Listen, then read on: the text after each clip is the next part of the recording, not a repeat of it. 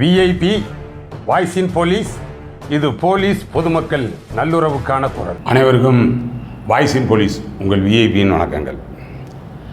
அப்புறம் கடந்த 9 நாட்களாக நடந்த சட்டப்பேரவை கூட்டத்தொடர் கடந்த சனிக்கிழமை 29/6/2024 நிறைவடைந்தது. அதனை போலீஸ் மானிய கோரிக்கை தொடர்பாக நடந்த விவாதத்தை அடுத்து மாண்புமிகு தமிழக முதல்வர் அந்த 29/6/2024 சட்டப்பேரவையில் காவல்துறைக்கான 100 புதிய அறிவிப்புகள் வெளியிட்டிருந்தாங்க.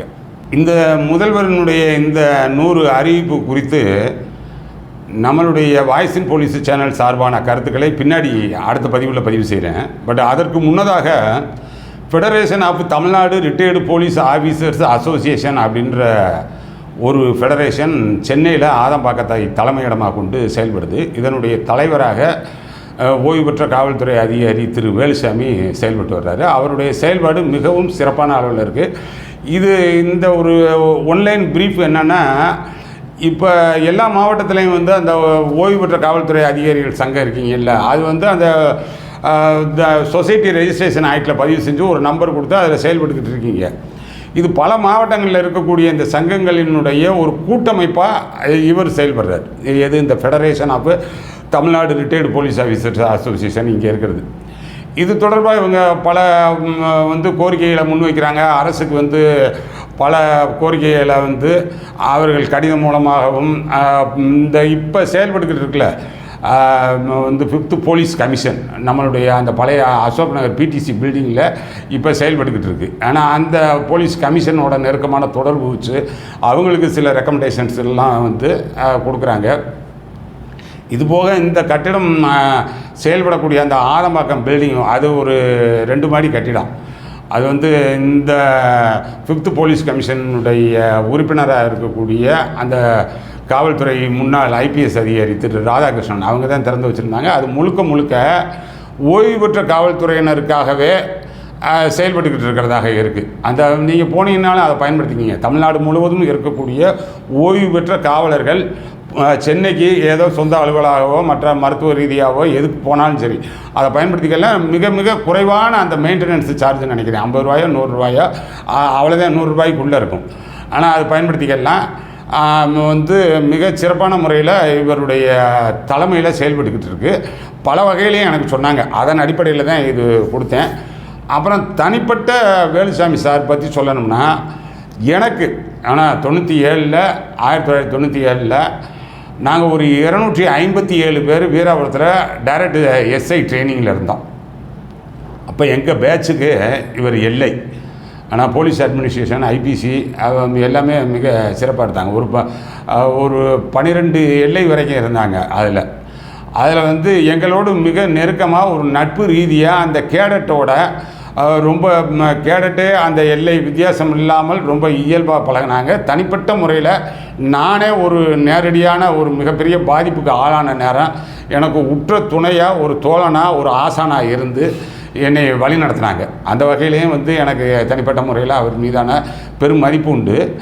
ஆனால் அவரிடம் நேரடியாக அந்த அடிப்படையில் இல்லைனாலும் இந்த federation of Tamil Nadu retired police officers அசோசியேஷனுடைய தலைவராக இருக்கக்கூடிய இதுலேயும் பல சிபாரிசுகளை அவர் நம்ம காவல்துறை சார்பாக முன்னெடுக்கக்கூடியவர் அப்படின்ற முறையிலையும் அவர்கிட்ட இந்த சமீபத்திய இந்த போலீஸ் மானிய கோரிக்கை மீதான அந்த 100 அறிவிப்புகள் குறித்து அவர்கிட்ட உங்களுடைய கருத்து என்னன்னு சொல்லி பதிவு செய்யும்படி கேட்டேன்.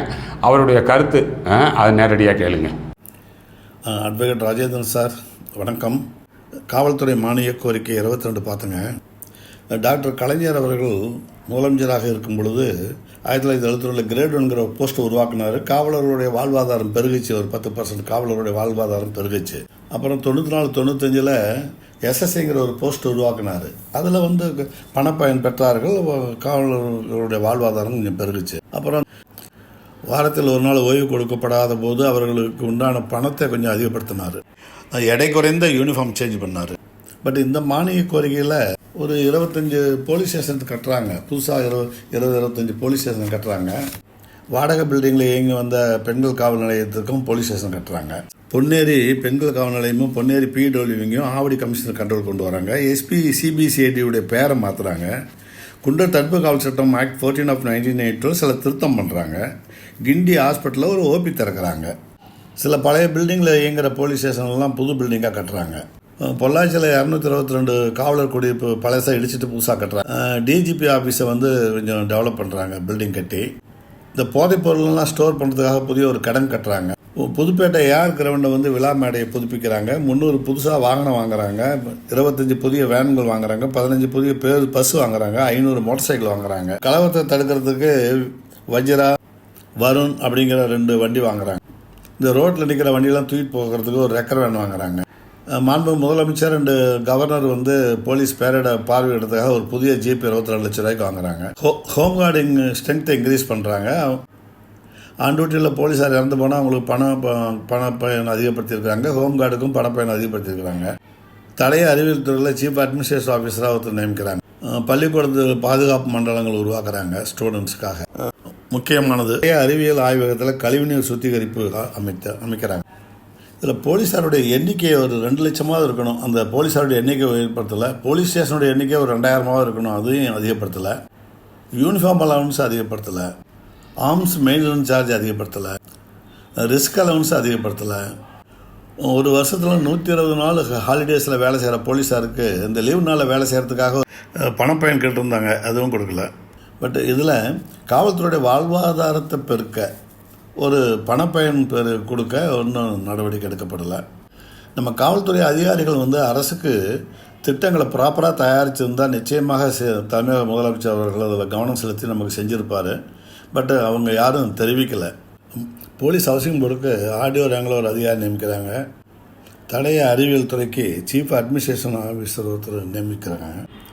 பணமில்லா மருத்துவ சிகிச்சை வழங்குவது பற்றியும் காவலர்களுக்கு முறையான ஓய்வு கொடுப்பது பற்றியும் இதில் எதுவும் குறிப்பிடப்படலை. அதிகாரிகள் இதை தெளிவாக கேட்டிருந்தால் அரசு செய்திருக்கும். போக்குவரத்து விதிகளை பொதுமக்களுக்கு எடுத்துச் சொல்ல அது நடவடிக்கை எதுவும் எடுக்கப்படலை. கேட்கப்பட்டிருந்தால் மாண்புமிகு தமிழக முதலமைச்சர் நிச்சயம் செய்திருப்பார் என்று நம்புகிறேன். தமிழ்நாடு ஓய்வுபெற்ற காவலர் சங்கம் மாநில தலைவர் வேலுச்சாமி. தமிழ்நாடு ஓய்வுபெற்ற காவல் சங்க மாநில தலைவர் வேலுச்சாமி. தமிழ்நாடு ஓய்வுபெற்ற காவல் சங்க தமிழ்நாடு தலைவர் வேலுச்சாமி. ஓய்வுபெற்ற காவலர் நலச்சங்கம். இப்போ இது சாருடைய பார்வையில் இது நிறையா சொல்லியிருக்காங்க. ஆனால் என்ன செய்யணும் அப்படின்னு சொல்லி இது நம்ம என்ன சொல்கிறோம்னா, அந்த இப்போ இங்கே செயல்பட்டுக்கிட்டு இருக்கக்கூடிய அந்த 5th போலீஸ் கமிஷன் அது வந்து அவர் ஹானரபிள் ஜஸ்டிஸ் ரிட்டையர்டு அவர் திரு சிடி செல்வம் சார் தலைமையில் செயல்படுது. அவங்களுக்கு நேரடியாக இவங்க வந்து அந்த சிபாரிசு அந்த இவர்களுடைய பரிந்துரைகள் கொடுக்குறாங்க. பட் இருந்தாலும் நம்ம என்ன சொல்கிறோம்னா, அரசுக்கு வைக்கக்கூடிய கோரிக்கையாக இந்த போலீஸ் மானிய கோரிக்கை தயாரிக்கும் பொழுது வெறுமனே வந்து அந்த ஏடிஜிபி அட்மின்னு, ஏடிஜிபி வெல்ஃபேரு, ஏடிஜிபி மாடர்னைசேஷனு அப்படின்னு அந்த ஏடிஜிபி லெவலில் இருக்கக்கூடிய அந்த ஹெட் குவார்ட்டர் லெவலில் இருக்கக்கூடிய அந்த உயர்மட்ட ஐபிஎஸ் ஆஃபீஸர்ஸ் அவர்களை நீங்கள் இணைத்துக்குங்க. அவர்களோடு சேர்ந்து இது மாதிரி ஏறத்தாழ 1 லட்சத்துக்கும் அதிகமாக இருக்கக்கூடிய காவலர்களோடு நெருக்கமாக தொடர்பு இருக்கக்கூடியவர்களோட நீங்கள் அந்த அமைப்பையும் வந்து ஒரு உறுப்பினராக சேர்த்தா தான் இன்னும் அதனுடைய அடிநாதமாக இருக்கக்கூடிய பிரச்சனை என்ன அப்படின்றது தெரியும். அதுதான் இப்போதைக்கு நம்ம சார்பாக வைக்கக்கூடிய கோரிக்கை. வேறு இந்த மானிய கோரிக்கை தொடர்பாக நம்ம என்ன அபிப்பிராயப்படுறோம் அப்படின்றத அடுத்தடுத்த பதிவுகளில் பார்ப்போம். நீங்கள் வந்து இந்த காவல்துறை சார்பாக தான் இது வந்து நம்ம அதிகம் பேசுகிறோம். ஏற்கனவே பல பதிவுகளில் சொல்கிறது மாதிரி அந்த காவல்துறை மக்கள் இந்த உங்களது பதிவுகள் நீங்கள் எதிர்பார்க்கக்கூடியது எல்லாத்தையும் வந்து இந்த சேனலில் நீங்கள் வந்து அந்த கமெண்ட் பாக்ஸில் பதிவு பண்ணுறீங்க. அதைத்தான் நம்ம கம்பைல் பண்ணி அடுத்தடுத்த பதிவுகளில் நான் தொகுத்து பேசிக்கிட்டு இருக்கேன். அந்த வகையில் இது நிறையா நம்ம மக்கள்கிட்ட கொண்டு போய் சேருங்க. இன்னுமே வந்து இது நிறையா காவல்துறை மக்கள்கிட்ட அறிமுகம் இல்லாத நிலையில் இருக்கிறதா கருதுகிறேன். அதனால் நிறையா சப்ஸ்கிரைப் பண்ணுங்கள்.